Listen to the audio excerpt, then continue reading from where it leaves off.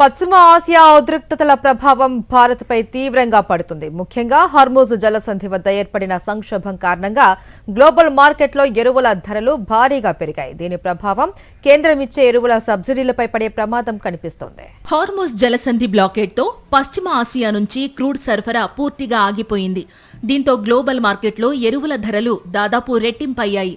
ప్రస్తుతం భారత్ తన అవసరాల్లో 30% urea, 30% diammonium phosphate, 50% liquid natural gas Hormuz నుంచే దిగుమతి చేసుకుంటోంది. ఈ పరిస్థితుల వల్ల భారత్లో ఎరువుల సబ్సిడీ బిల్లు ఈ ఆర్థిక సంవత్సరంలో 20% వరకు పెరిగే అవకాశం ఉందని కేంద్రం అంచనా వేస్తోంది. ఇప్పటికే 2025-26లో ఎరువుల సబ్సిడీ 1.86 లక్షల కోట్లకు చేరింది.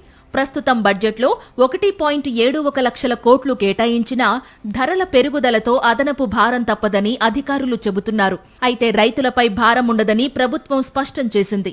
ఎందుకంటే ఎరువుల ధరల్లో ఎలాంటి మార్పు లేకుండా సబ్సిడీని కేంద్రం ఎరువుల కంపెనీలకు చెల్లిస్తోంది.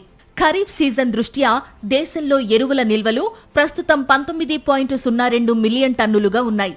ఇది మన అవసరాల్లో కేవలం 49% మాత్రమే. అందుకే ప్రభుత్వం గ్లోబల్ టెండర్ల ద్వారా పెద్ద మొత్తంలో ఎరువులను దిగుమతి చేసుకునే చర్యలు చేపట్టింది.